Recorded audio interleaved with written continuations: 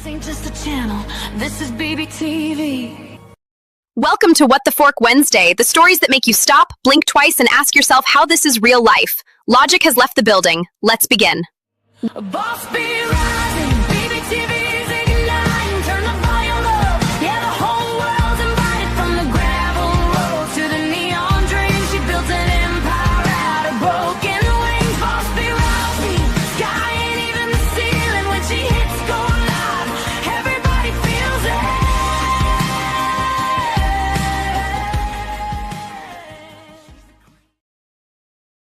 All right, y'all, welcome back to Ask a Bee, and today is What the Fork Wednesday, which means we are officially clocking in for the mess, the confusion, the questionable decisions, and the moments where everybody involved absolutely could have paused and absolutely did not. So if you're new here, this is how the show works. I bring the story, we walk it all the way through together, even get a few comments in. I break down what actually happened, why people reacted the way they did, because, you know, I'm all about reactions. I taught my kids reactions are everything. I think we would do better if more would do that. But this is where things went sideways, okay? And then you decide the verdict. Was this honey, meaning grace or growth and maybe a second chance? Or was this full-on stinger, consequences earned and lesson delivered? Okay, drop your vote in the chat as we go, because I read them, I weigh them, and sometimes y'all change my mind before the whole show is over with. And seriously, y'all hit that chat, because I will say hello to you just as soon as you walk in. I swear it. So today's case is already giving red stingers, okay, before we even get past the first paragraph. And I'm telling you right now, this is one of those stories where everybody thinks they're right. Everybody swears they were justified, and somehow the fallout still lands in everybody's lap anyway. So get comfortable, hit that like button so more people can see the hive. Say hello in the chat. I'm serious. I will say hello back. I promise. And tell me where you're watching from, because sure, I'd like to know. And that's that. Let's get into today's What the Fork Wednesday, because, okay, this one is about to make us work. All right, y'all, let's get started at the beginning. All right. Let me make sure I've got my stuff going on here. Now then. All right. Here we go. I've tested myself on a few new things. We're going to try it out. Y'all give me a second here. And here, and look, wrong one. This is the one I wanted. But here I am again. So now, am I the a-hole for telling my ex that she needs to figure it out when it comes to hosting people for her grandmother's funeral, even though I am living in her grandmother's house?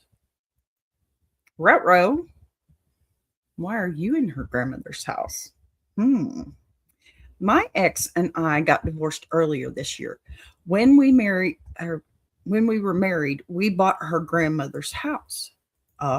This house was built in the 1910s and had been in my ex's family since then.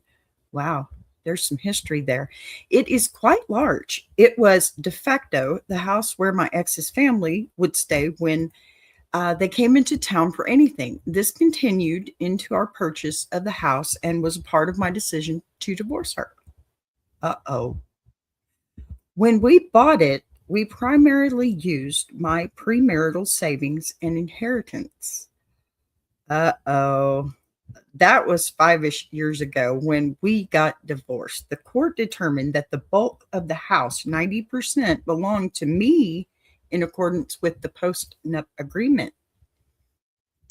My ex tried a number of scenarios where she would keep the house or it would go into a trust for our kids, so it would stay in the family.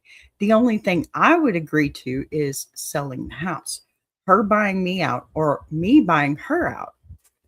We went with the latter because my ex did not have the money to buy me out. Okay. let's pause here for just a second, because already, before we can get to the funeral, we've got three things colliding: money, family, and entitlement, and unresolved divorce tension, okay, which is basically the holy trinity of future chaos, right? Yeah, let's be very clear about something right up front. This is not grandma's house anymore in a legal sense. Emotionally, sure. Historically, absolutely. But legally, according to a court and a post-nup agreement, 90% of that property belongs to him. Not 50, not murky, not debated. 90. And that matters, because the story isn't framed as I kicked my grieving ex out. The story is framed as we divorced, the court split the assets. She tried to keep the house inside her family. I refused unless I was paid out, and I ended up buying her out because she couldn't afford to buy me. So right now, what I'm hearing is this: he put premarital savings and inheritance into the place, right? That house was already a stress point in the marriage because her family constantly used it as a free hotel. And the court sided with him financially when everything was untangled. That doesn't make him warm and fuzzy, but it does mean he isn't freeloading in someone else's home. So he owns it. Now, the emotional layer is where this is going to get messy, because, yes, it was her grandmother's house. Yes, a funeral is involved. And yes, grief makes people act sideways. All of that is true at the same time, but grief does not magically undo divorce settlements. And grief definitely does not rewrite contracts, nor does grief turn a legal owner into a temporary guest. So when the question is, am I wrong for telling my ex she needs to figure out hosting people when I live in her grandmother's house? My immediate reaction at this stage is the phrasing is going to matter later, okay? But the ownership reality is not in dispute. If she no longer owns the house, she does not get to unilaterally dictate how it's used, right? Even for family events, it's not hers anymore. And if anything, it'll be her kids. And she better be happy for that saving grace. Whatever, I'm saying this, assuming that she was the reason that they were divorced, but without coordinating with the person who does own it now, right now, based strictly on what we have so far, I'm leaning not the a-hole yet. Okay, not because funerals aren't sensitive, but because legal reality and emotional history are not the same thing. And pretending that they are is how people end up shocked when boundaries get enforced. Now, I already know this story isn't stopping here, because nobody asks, am I the AITA, am I the a-hole over just a clean property settlement? Something else is coming, right?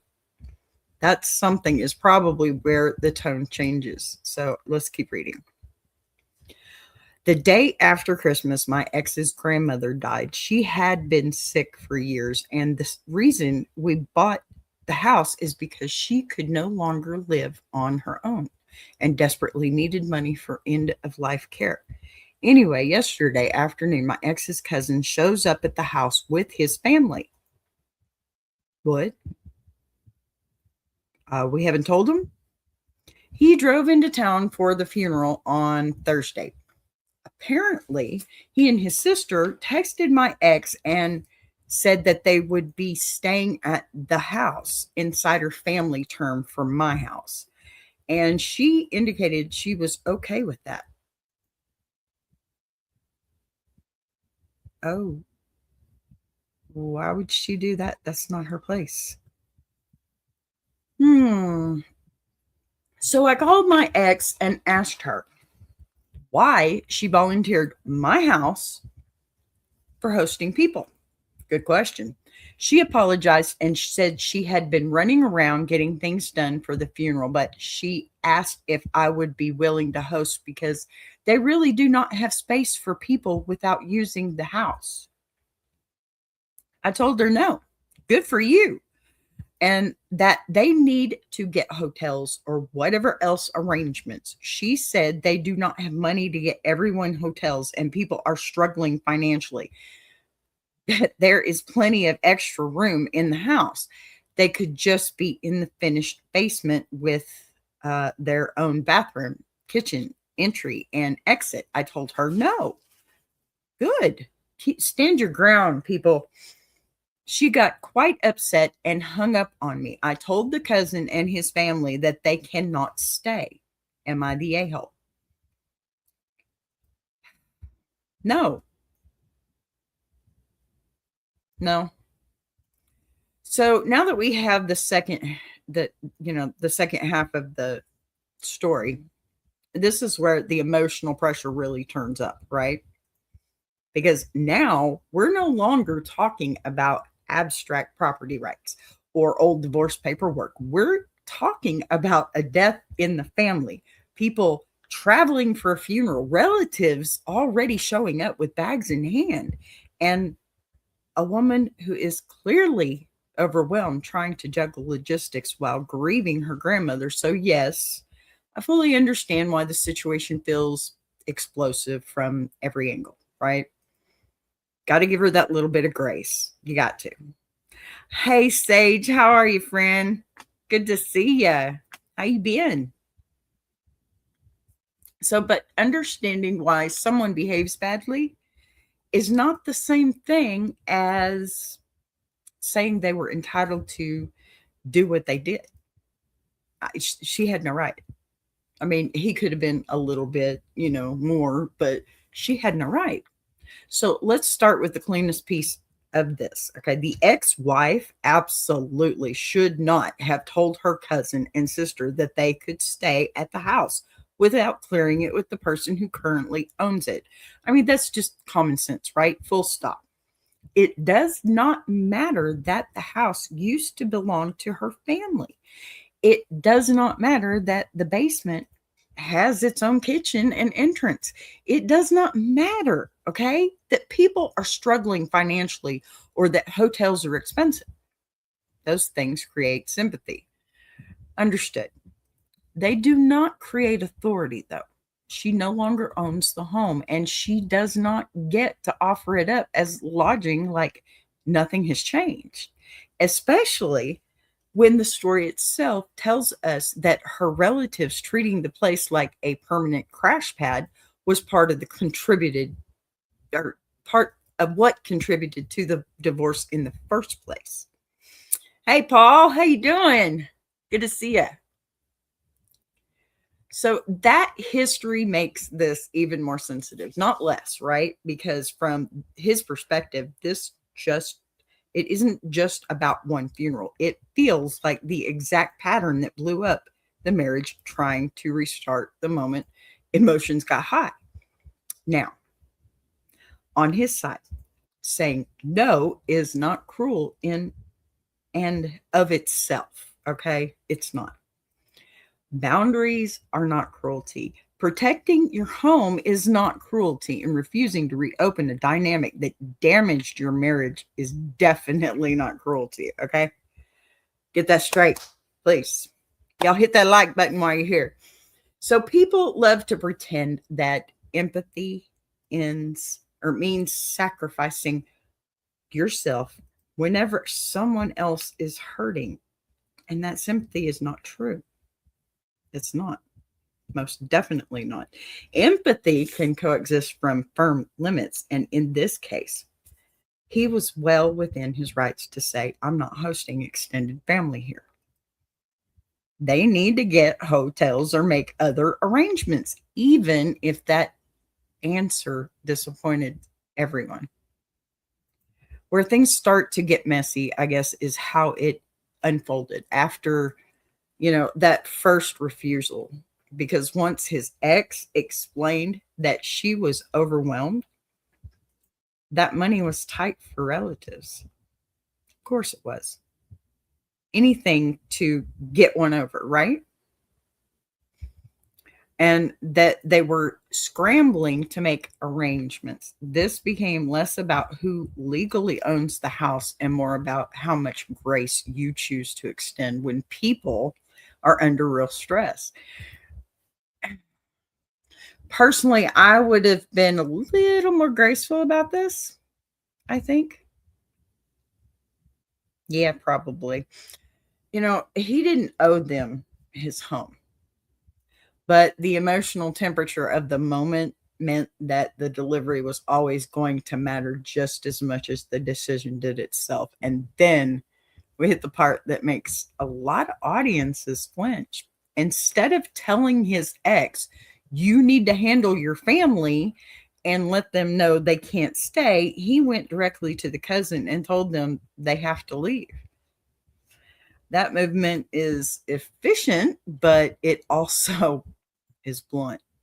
And in the middle of a funeral week, blunt can feel humiliating and explosive, even if the boundary is legitimate.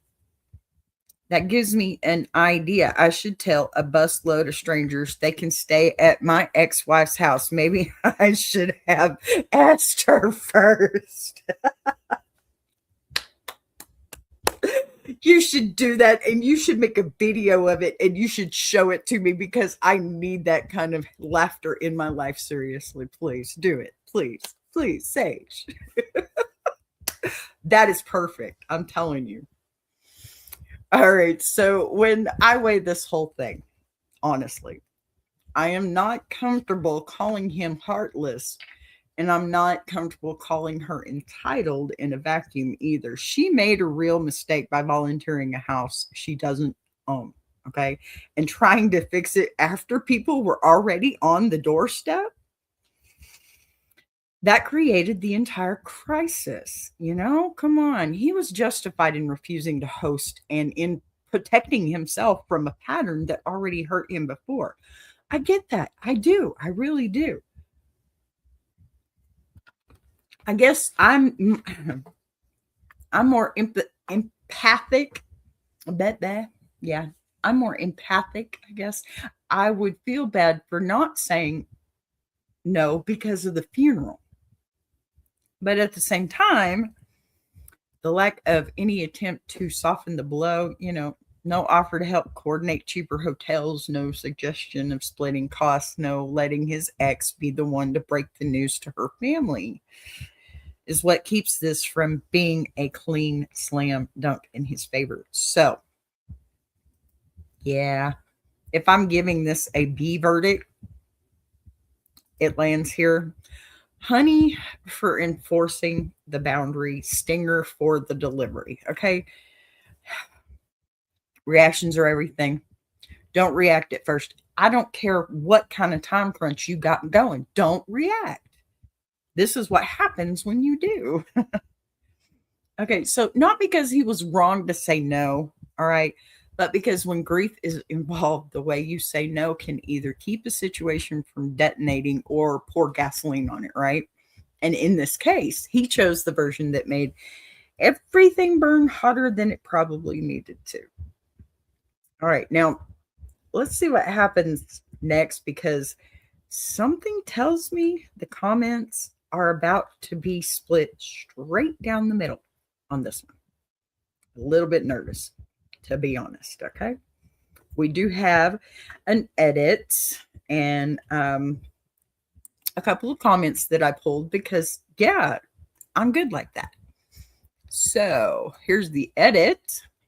I like this better. What do you think? Oh, that way. Haha, this better. What do you think? I like it. So, all right, here we go. I got to get my stuff together. So people, let's see the edit. People seem to be assuming the house was discounted to us when we bought it. It was not. It had been on the market for a year and the price had been decreased multiple times with no offers for the listed price at any point. We bought it for the initial price it was listed for, which was the appraisal price. Okay.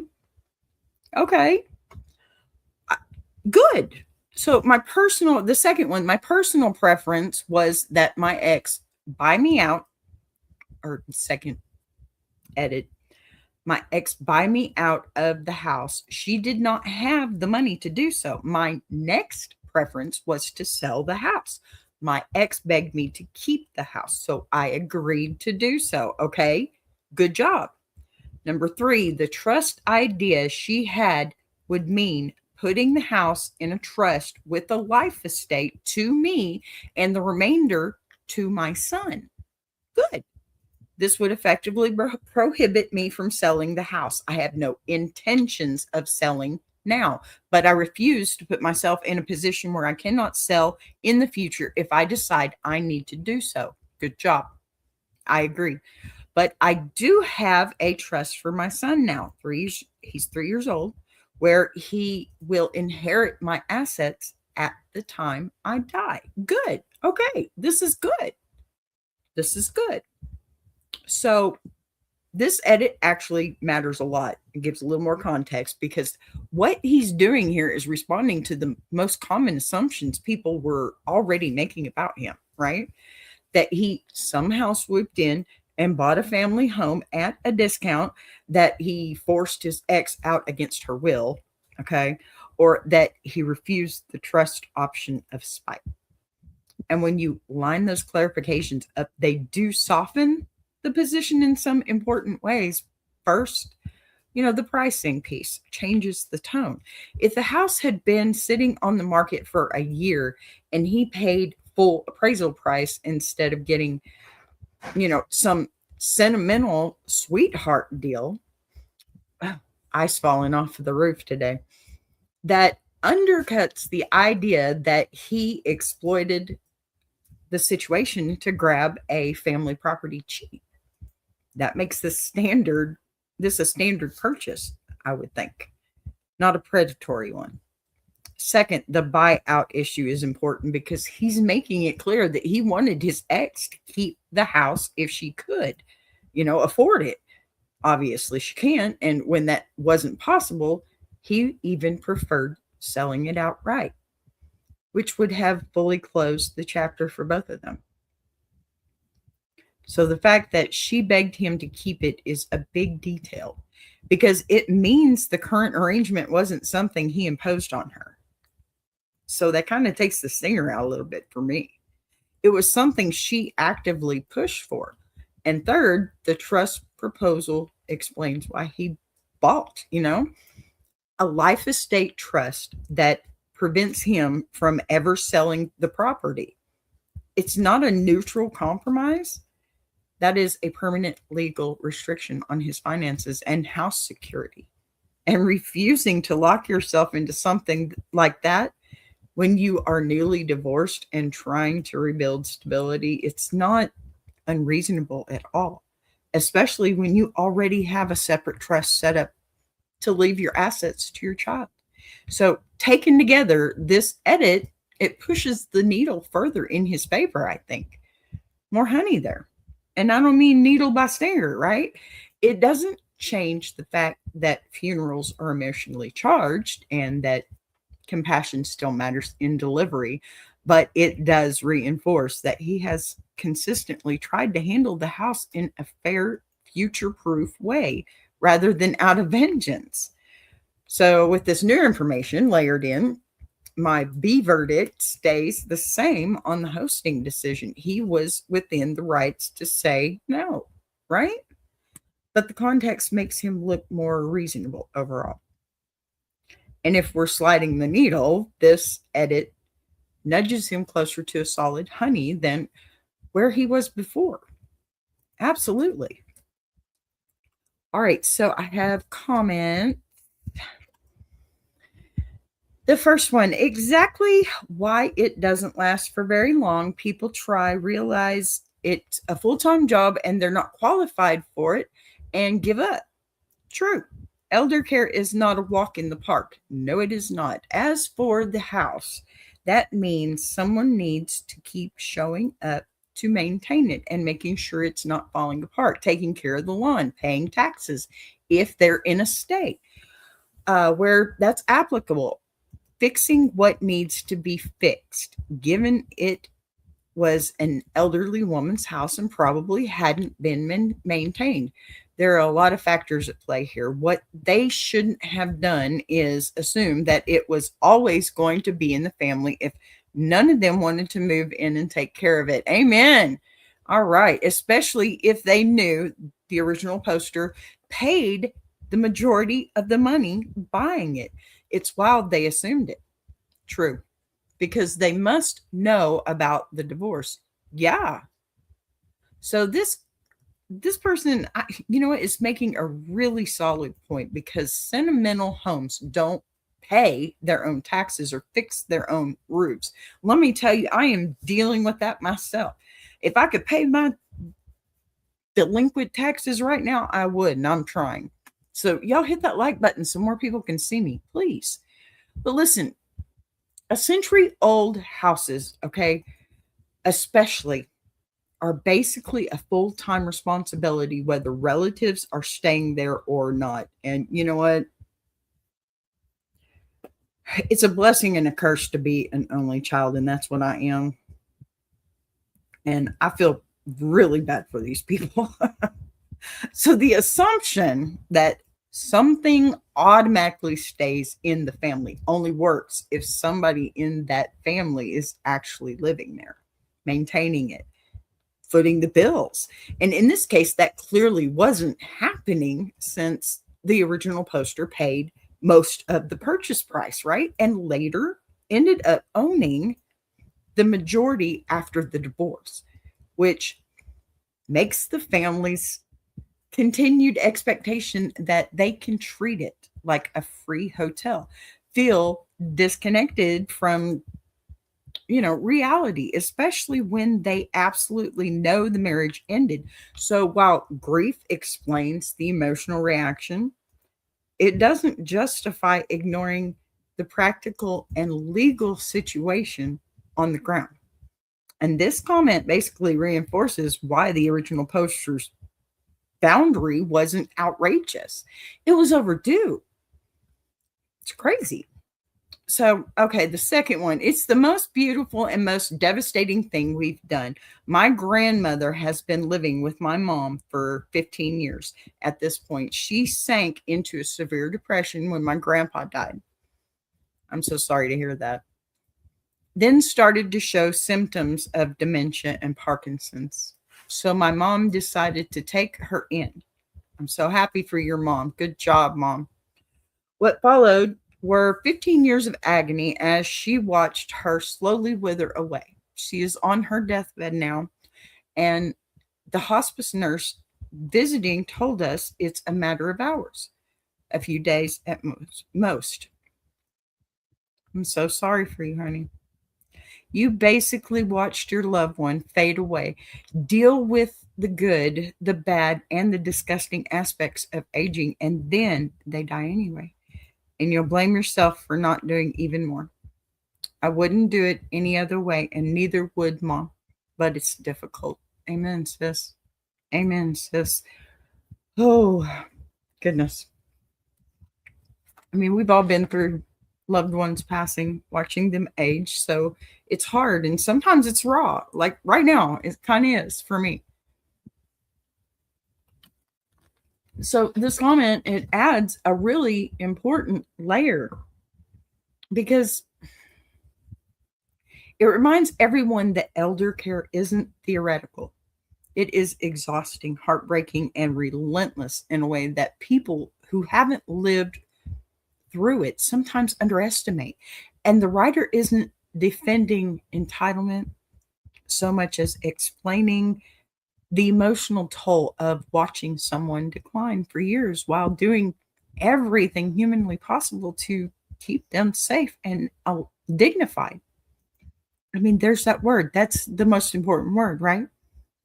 Keeping their dignity for them before they go, because it's easy to lose at that age, at that point in life. And, it helps us understand why families cling so tightly to homes too, and routines and traditions when somebody finally passes, because those things become symbols of love and sacrifice, not just real estate. Okay. And while that doesn't suddenly make it okay to volunteer an ex spouse's house without permission, it does explain why emotions run so hot around funerals and legacy property, and why situations like this turn explosive even when nobody starts out trying to be cruel. That's a rough one. All right, the third one here. Yep, that sentence is doing a lot of heavy lifting. While I think the original poster is well within his rights and is not the a-hole at all, in normal circumstances, I would likely have hosted some of my kids' family for the funeral of his great grandmother. Yeah, I would want to have cordial relationships with them for the child's sake. Amen. There you go. Yeah, I agree with you so wholeheartedly. This is where I was trying to go to. This is where I would come from, because it's still, you got to be a little bit more empathic when it comes to things like this, because come on, it's called compassion. Have it. It's not hard. So, however, it sounds like this is not normal circumstances. Absolutely not. Some stuff went down. It did. If their intrusion into the home was enough to be a part of his decision to divorce, then I totally get why he would draw this line. Yep. I don't know if his ex is trying to bully him into acquiescence, but not asking first and having people just show up, or if he lacks the ability to stand up to her family. Either way, it sounds like an uncomfortable situation. Oh, it does. This is a very balanced take. I agree with wholeheartedly. Okay. Because the commenter is holding two truths at the same time. That in a vacuum, most people would probably try to host family for a funeral out of compassion, especially when kids are involved, and you want to keep relationships calm for their sake. But this clearly isn't a vacuum situation. And the backstory matters a lot here, because when something is bad enough to factor into a divorce, it's no longer a small inconvenience. It is a pattern. And drawing a hard line against a pattern that already damaged your marriage isn't petty, it's self-protection. So whether the ex deliberately let people show up to pressure him, or simply froze under family expectations, the end result is the same. He got cornered. And this comment does a good job of acknowledging that normal funeral etiquette doesn't override a long history of boundary violations. Yeah. Which is exactly why so many people are split on this one. And I mean, yeah, can you blame them? For real? I can't. This one's rough. But all right, y'all. Before we get to what happens next, because this situation is about to take a turn and I want you fresh for it, okay? We're going to pause right here and run B Ninja episode 4 along with the song. Yes, I have a 4th episode, y'all. I'm loving doing this, okay? And it's so much fun. Y'all need to get into it. So stretch your legs after the B Ninja episode. It's like 3-4 minutes, y'all. Come on. You can stretch your legs while the song's playing as long as you turn it up full blast. All right? Please. I shortened it for you. Okay? Stretch your legs. Get you a drink. Keep those honey or stinger votes coming, y'all, because meet me right back here just in a few minutes, okay? I love y'all. I'll be back.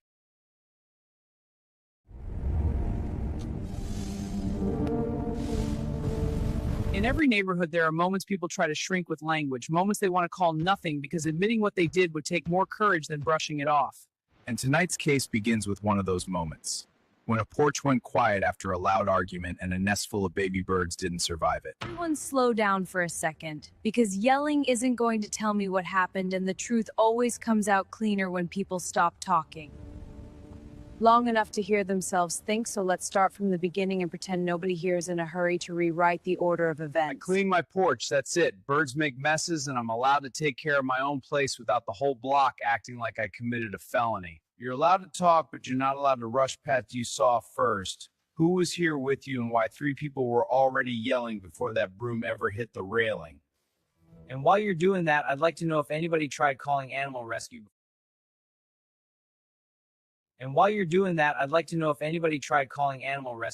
One survivor has a way of changing the tone of a story, because it's harder to call something debris when it chirps in your hands.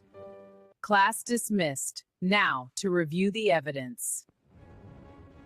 Let's see what the lab reveals. Break pattern on these twigs tells me the nest was struck downward rather than knocked loose by wind, and the scuff,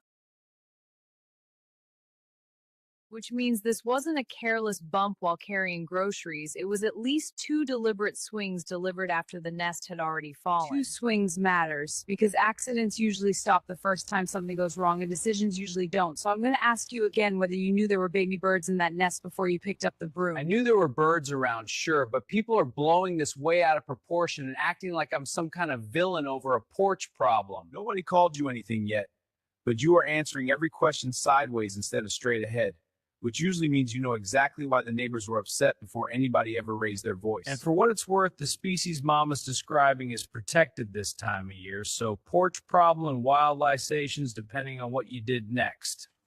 Shell thickness and feather pattern put it squarely in that category, and judging by the dryness of the splintered fibers, the strikes happened minutes apart rather than seconds, which means there was time to stop after the first impact and choose another option.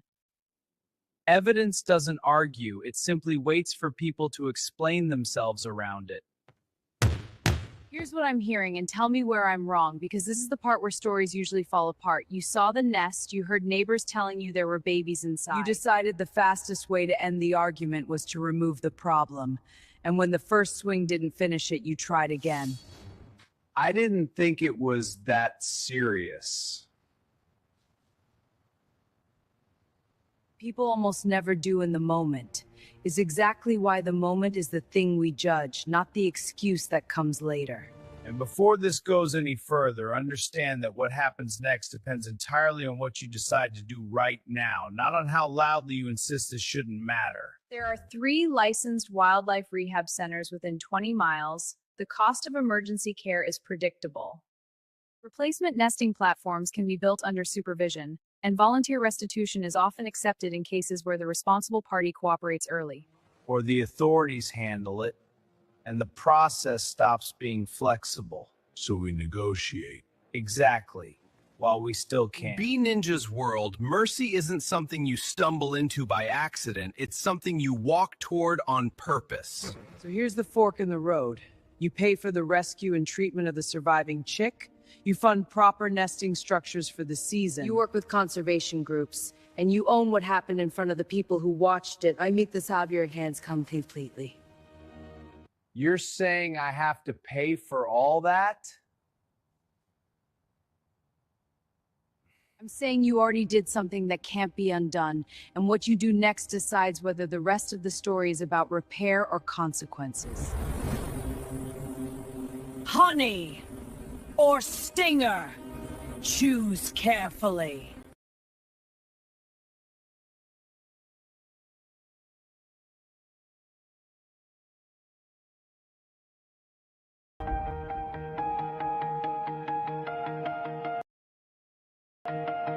She came from the quiet storms, built a fire from the ground, turned a whisper to a warning.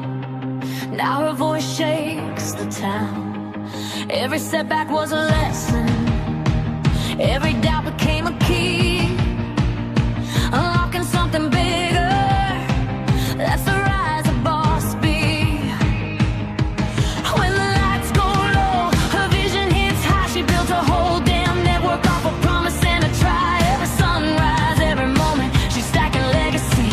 This ain't just a channel, this is BBTV. A boss be rising, BBTV's igniting, turn the volume up. Yeah, the whole world's invited, from the gravel roads to the neon dreams. She built an empire out of broken wings. Boss be rising, sky ain't even the ceiling. When she hits go live, everybody feels it.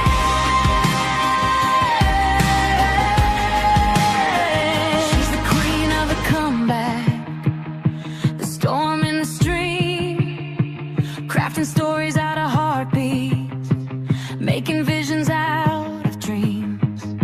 Got thunder in the hustle, got a voice that cuts clean. Every mic she touches turns to power unseen. So let Bertha spin the numbers, let the views rise slow or fast. Boss Beat doesn't measure wins by echoes of the past. This moment is a pivot, this season's history. Bow down to the founder of the BBTV dynasty. Boss be rising, BBTV's igniting, turn the volume up. Yeah, the whole world's invited, from the gravel roads to the neon dreams. She built an empire out of broken wings. Boss be rising, sky ain't even the ceiling. When she hits go live, everybody feels it.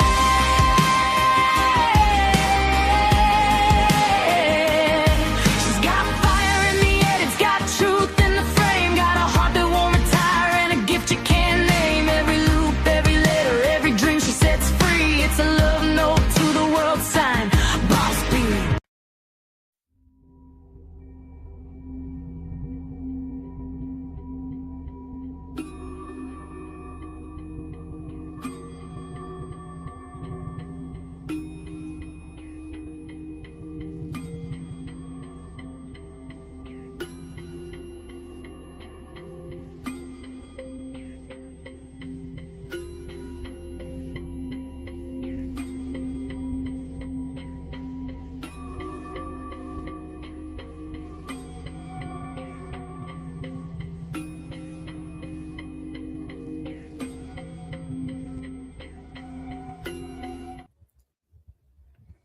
All right, we're back.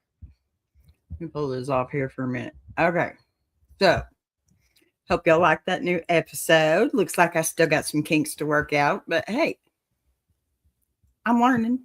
That's why I'm putting it out. Y'all tell me what's good, what's bad. Give it to me. I'm good.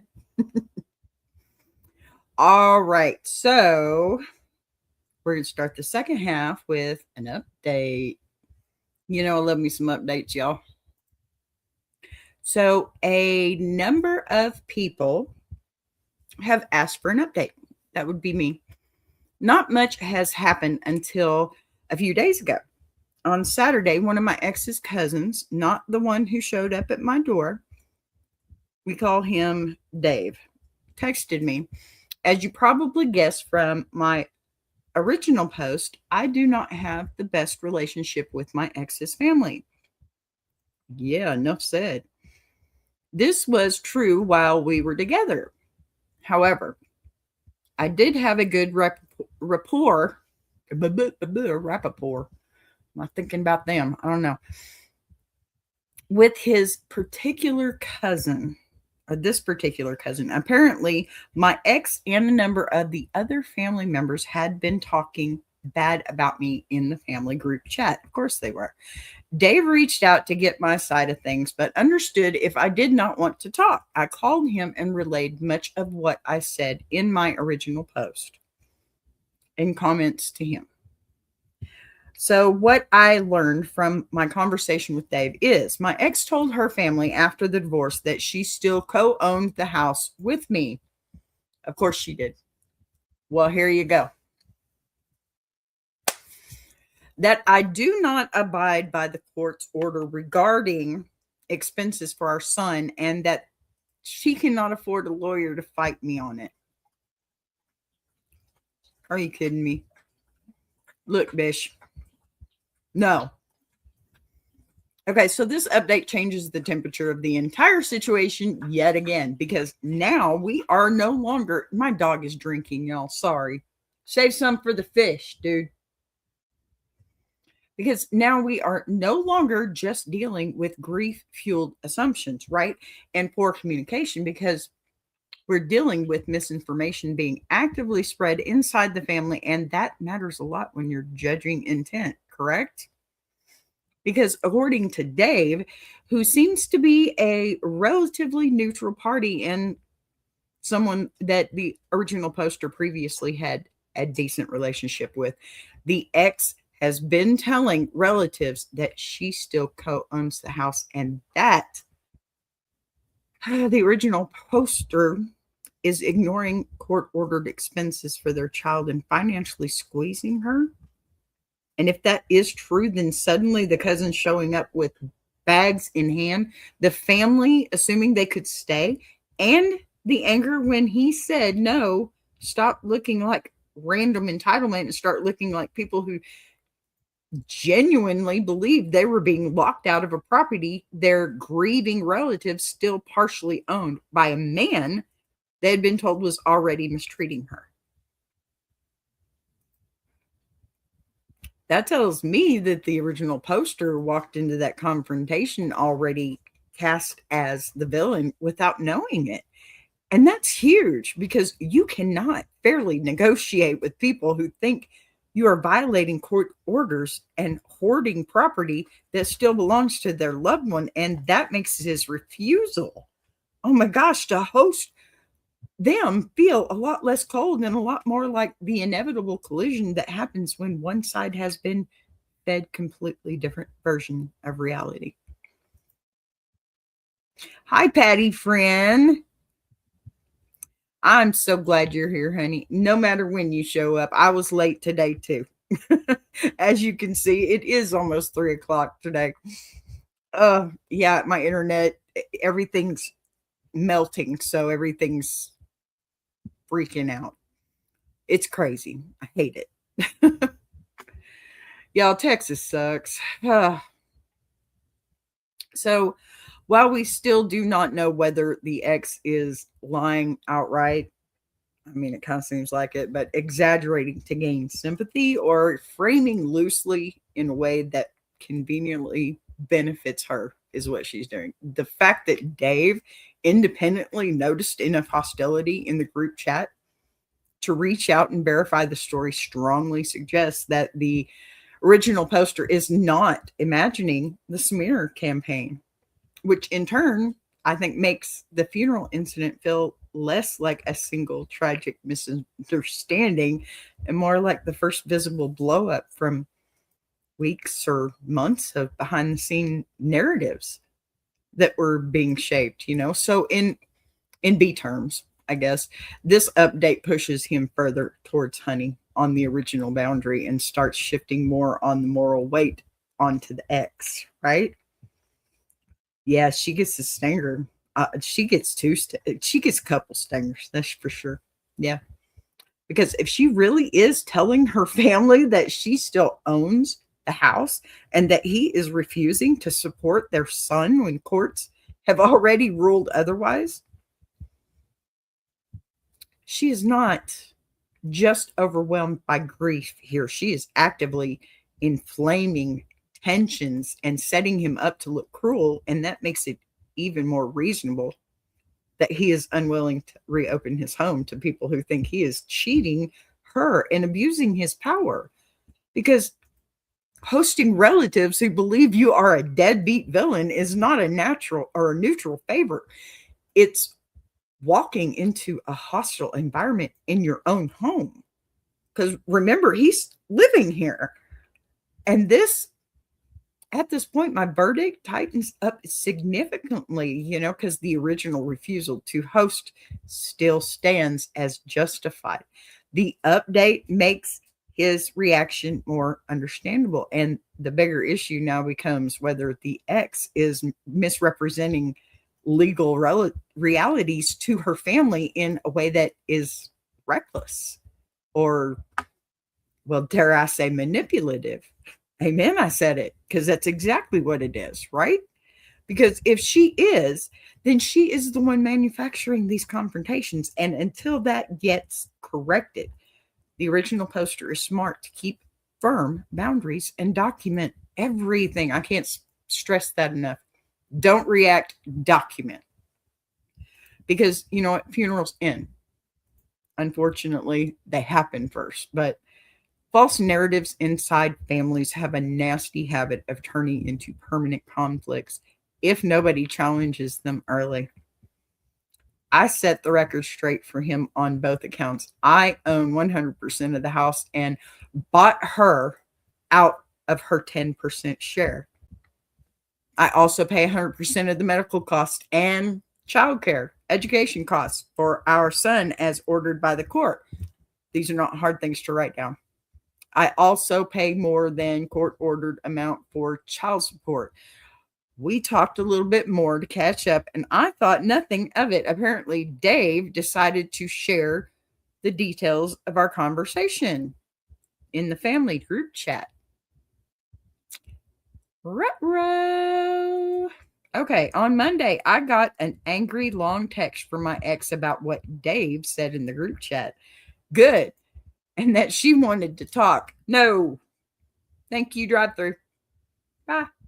No. We talked yesterday. She expressed how frustrated she is with everything. That she was and still is willing to do whatever it takes to make our relationship work. She said, if I am not willing to try and make it work, the least I could do is work with her so she can pay me off over time for the house. But put the house in a trust for our son so it stays in the family and not badmouth her to her family. Oh my God. Really? All right, this second part of the update pushes the story into an entirely new category, I think, because now we are no longer talking about a one-off funeral dispute or relatives making bad assumptions. We're talking about a full-blown narrative, war inside the family, and an ex-spouse who appears to be trying to rewrite legal reality in order to preserve, I don't know, leverage, because the original poster didn't just quietly correct Dave. He laid out very specific, very verifiable facts that he owns 100% of the house after buying out her 10%.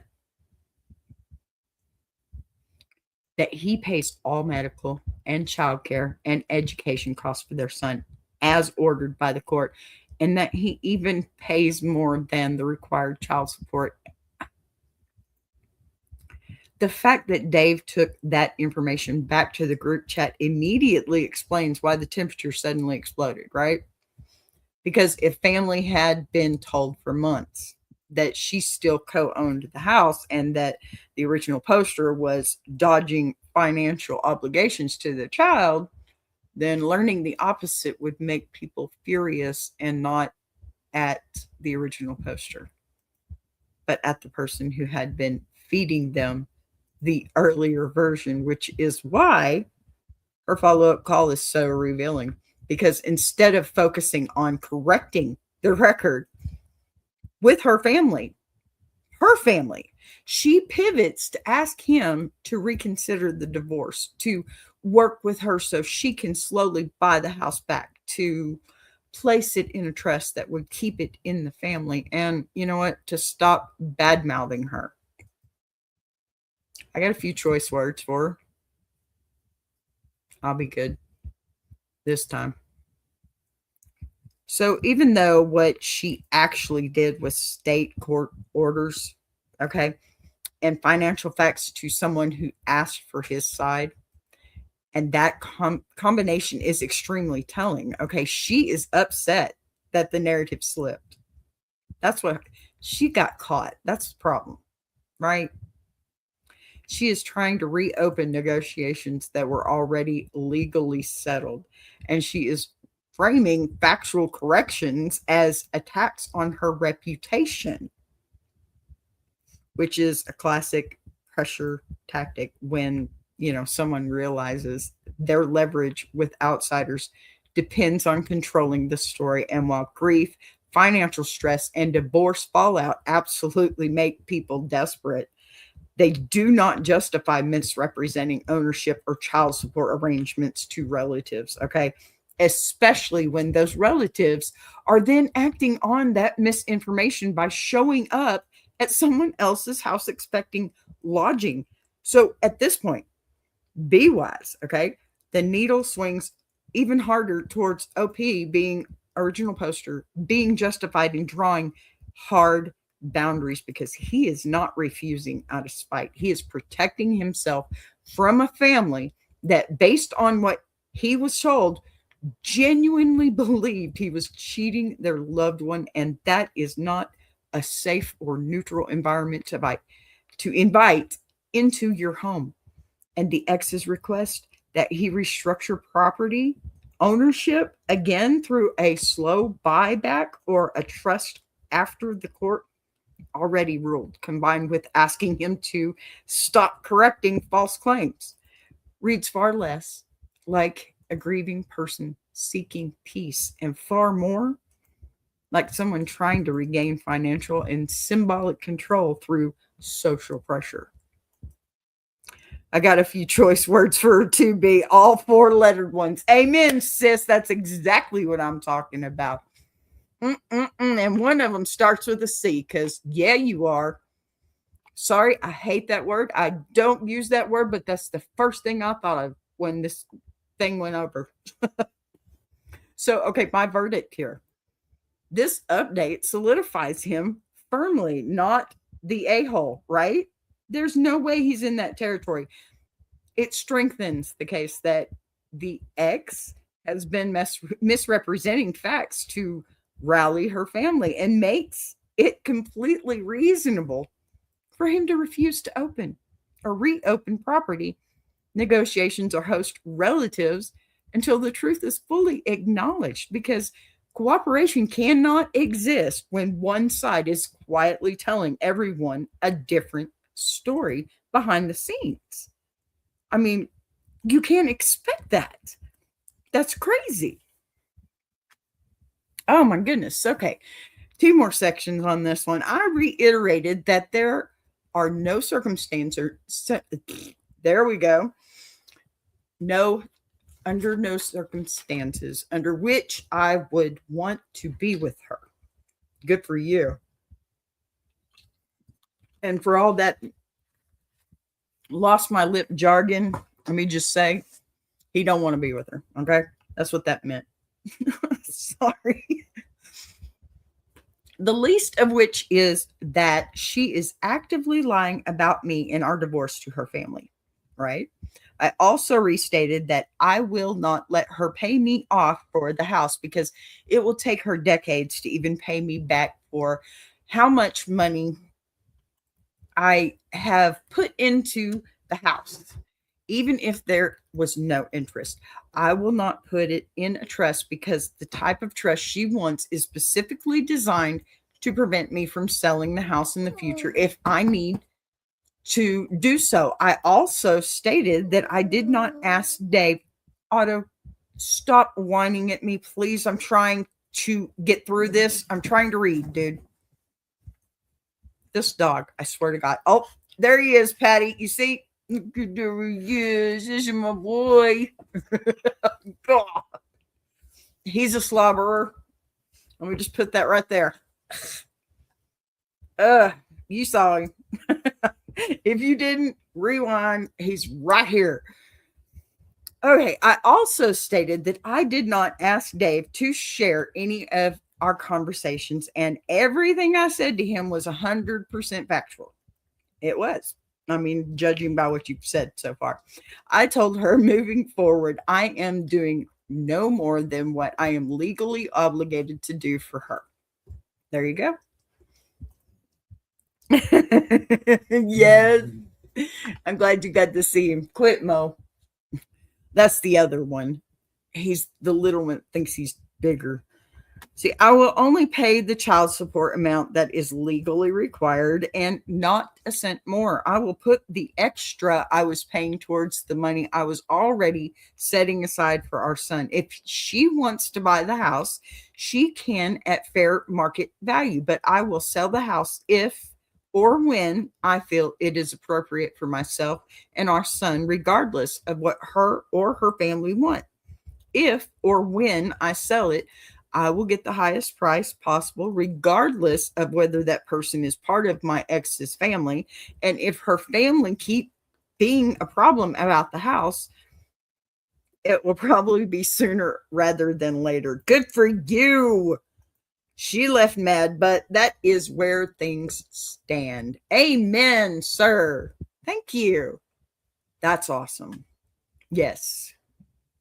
That's awesome. All right. Now we are at the point where Boss B has to put the pen down here, okay, and take a breath and look at the entire arc of this story instead of just the funeral weekend, because this final update is where OP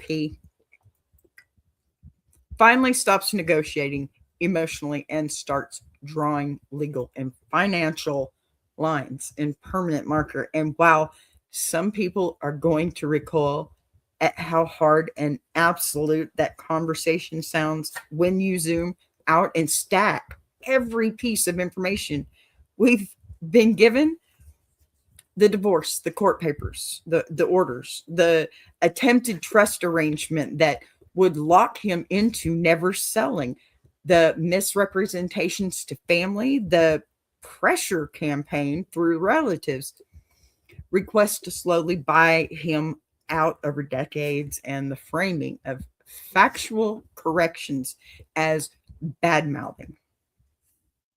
Come on, y'all.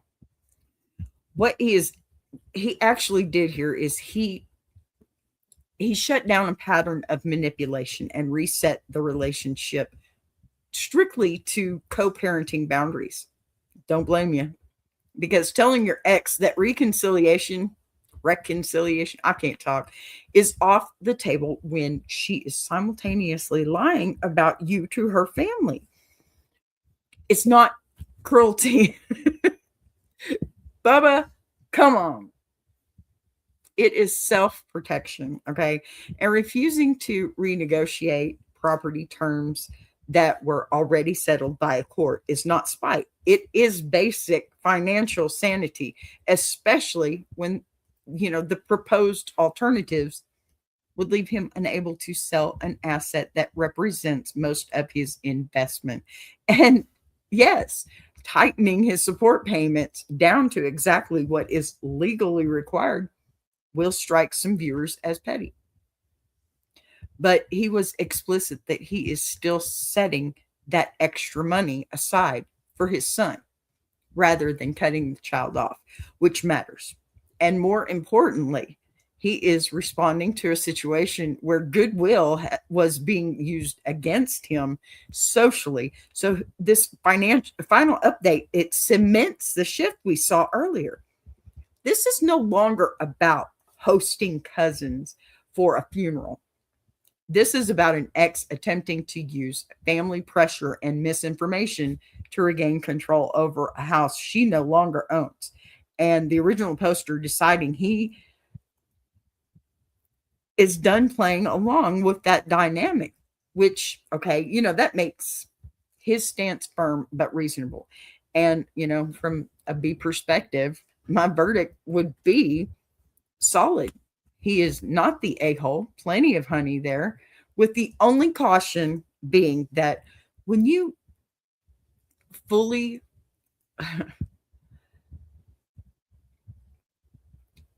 in co-parenting situations, you need to stay calm. Okay, let's put it this way: document everything and avoid retaliatory language so the focus stays on the child rather than on punishing the other parent. But as written, his boundaries are clear, right? Justified and long overdue. And the fact that she walked away angry, it does not invalidate them. It just means she didn't get the outcome she was pushing for. So we do have a few more comments before we get out of here today. So the first one is, it takes incredible balls to tell such terrible lies about you to her family, then say she is willing to do whatever it takes to make your relationship work. You are well rid of her, and she can only blame herself for you reducing child support to the court ordered level. Agreed. So I think they're reacting to the contradiction of the heart of the update, okay? Because it is wild to claim that you want reconciliation while simultaneously telling your family that your ex still co-owns the house and isn't supporting his own child. And those two things cannot coexist without blowing up and blowing at trust completely. So while the wording is spicy, the core point stands. Lying to relatives about court orders and property ownership is exactly the kind of behavior that forces someone to go strictly legal instead of generous. And tightening finances to the official amount isn't revenge when goodwill has been turned into a weapon, right? It's what happens when informal flexibility gets abused, if you ask me. In my opinion, I'm not a professional. So, all right, the second one. Tip for you, and please take this to heart. I've seen this happen more times than I wish to remind you. Remember, your ex will absolutely tell your child that you are the reason her familial house is no longer in the family if you choose not to sell to them. Oh, okay. They can buy it back from you. They will tell your child all of the great memories they and their family had growing up there and how they will miss out on those same memories. Pardon me. You will be made to be the enemy if you tell that child the entire story. You've got a point.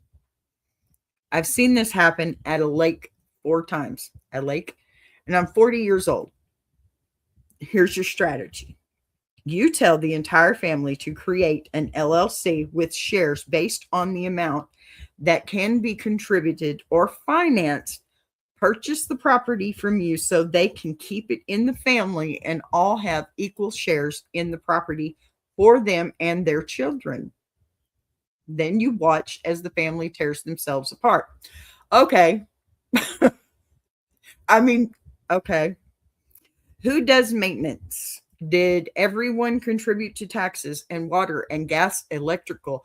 Who is using it the most? Are some not doing anything but paying tax and using the house and not cleaning up or mowing the lawn? They will rip each other apart and sell the property within 5 years. And this is how you win and don't have to be the bad guy to your child because you did the right thing. You gave them grandma's house back. I mean, that's a sound answer if you ask me. That's a good idea. I can't stand women like that. She sounds vindictive and spiteful and is not putting the child first. Amen. Amen. Exactly my point. Yes, thank you. Patty, this is why we go so well together because we're on the same wavelength. We have to be. So I think this person is trying to protect the original poster from a very real long-term risk too. And being cast as the villain in his child's eyes over a sentimental family property. Yeah, they're right. That legacy houses often turn into emotional weapons in divorce narratives. But where they go too far is turning the solution into a kind of social engineering experiment designed to let the family implode. I'm a little edgy on that part, but I get it. And because while offering a fair market value buyback is definitely reasonable and even generous, deliberately setting people up to fail just to preserve optics for a kid drifts away from clean boundaries and into petty strategy. I have to say it. I mean, while it's kind of a cool idea, it's not really a cool idea. Okay. So the smart takeaways here isn't watch them tear themselves apart. Okay. Yeah. I keep saying okay because I'm not sure I like that part. Bubba, you need to move your honey over. Thank you. This big old dog thinks he is a lap dog, and he is just trying to get in this little bitty seat with me. Okay, so keep communications factual. Make sure your child eventually has access to the truth without dragging themselves into adult conflicts, right? Stop. Yuck. Ah, he's licking. It's a liquor dog. You know,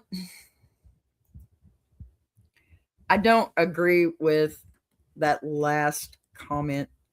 I mean, I kind of understand what he's saying, and I get it. You know, that's great. He's got a point. He really does. And I think that would probably be his best bet. But I don't know. I think I would have to have some more context on this one, because it sounds to me like there's a lot of misunderstanding here and misrepresentation, and misrepresentation can definitely bite you in the ass. And I think that's going to happen either way he goes. So, all right, y'all. That one was heavy, you know, layered. And, honestly, one of the cases where the more information you get, the more complicated the human side becomes. Because what started as a funeral week hosting dispute, okay, right, turned into something way bigger about narratives and boundaries, legal lines, and what happens when goodwill gets weaponized. There's no other way to put it. It's weaponized. It's absolutely weaponized, and that kind of sucks, right? And that's exactly why I love doing this show, honestly, with you guys, especially you, Sage and Patty Friend. Y'all being here just helps me, because it gets me into the story a little bit too when y'all are talking to me. Honestly, thank you for being here. So the chat never disappoints, right, when it comes to seeing angles, and I do mean you, calling out patterns and wrestling with the uncomfortable parts. That's the best part about this. And instead of just picking sides and walking away, if you're watching live, thank you for spending your Wednesday with me in the hive. And if you're catching this on replay, make sure you drop your honey or singer verdicts down there, okay? I love to see it, because I know there's a lot of mix going on. Not everybody has the same opinion, but your opinion counts no matter what. Listen, I read them all. I go through them later. And sometimes y'all change my mind long after the cameras stopped rolling. So don't go anywhere just yet either, because I do have a little bit of special going on. You know, I have to do my BB promos at the end before I close this out. Y'all go over there and watch it. Y'all go over and check out Tuber Chat. Y'all go over and you check out the Iron Sharpening Iron Universe. You know what? They're doing a flip the script tonight, and it's going to be amazing. You need to be there for that one, because I'm going to be there, and it's going to be great. I'm going to watch greatness tonight. I think that every time I go to watch one of those shows, even when it's mine. All right, y'all. I love you. You know I do. Love you, Sage. Love you, Patty Friend. Love you all. I will see you, let's see, tomorrow. Y'all need to tell me what you think in the comments about my time, because 12 o'clock seems too early for me, or to me. It's not early for me, to me. I'm trying to keep with everybody else's schedule that loves me. Y'all let me know, okay? What time do you think is a good time for Ask a Bee during the day?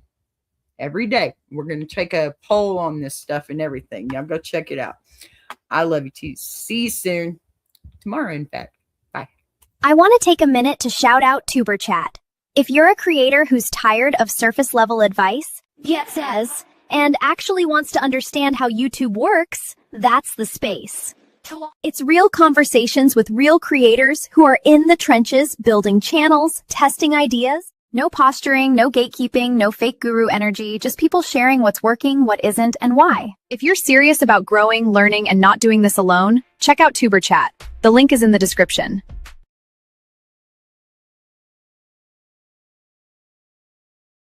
If you're enjoying this show, subscribing is the easiest way to support what's being built here on BBTV. You'll see the join button right next to subscribe. No pressure, no expectations, just an option for people who want to support the channel in a real way. We're live weekdays at 12 p.m. Central, and each day has its own focus. Same honesty, same voice, just different conversations depending on the day. And if you've got a story you want to share, send it in. Anonymous is always fine. Boss be right.